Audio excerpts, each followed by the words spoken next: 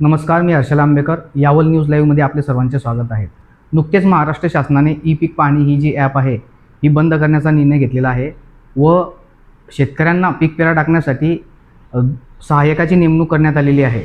त्याबाबत आपण अधिक माहिती यावल तहसीलदार श्रीमती मोहनमाला नाझिरकर यांच्याकडून जाणून घेण्यासाठी यावल तहसील कार्यालयामध्ये उपस्थित आहोत. मॅडम, आता शेतकऱ्यांसाठी DCH ही MH ही ॲप शासनाने उपलब्ध करून दिलेली आहेत.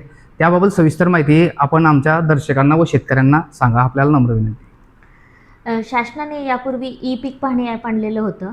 त्याच्यामध्ये कालांतराने बदल होत आता शासनाने आपल्याला DCS MH नावाचा ॲप आणलेला आहे. यामध्ये पूर्वीच्या ॲपमध्ये शेतकरी तसेच सहाय्यक या दोघांनाही पीक पाहणी करण्याची मुभा उपलब्ध होती, परंतु आता नवीन ॲपमध्ये ही संपूर्ण जबाबदारी ही सहाय्यकांची असणार आहे. यामध्ये 1500 प्लॉटच्या मागे एक आपण सहाय्यक ओनर प्लॉटच्या मागे एक सहाय्यक नेमून दिलेला आहे. तर आपण साधारणतः 11 ऑगस्टपासून 10 नोव्हेंबरपर्यंत म्हणजे या 90 दिवसांच्या कालावधीमध्ये पीक पाहणी करणार आहोत. तर सर्व शेतकरी बांधवांना ही नम्र विनंती आहे की आपण आपल्या सहाय्यकांशी संपर्क साधा आणि आपल्या शेताची पीक पाहणी तात्काळ करून घ्या.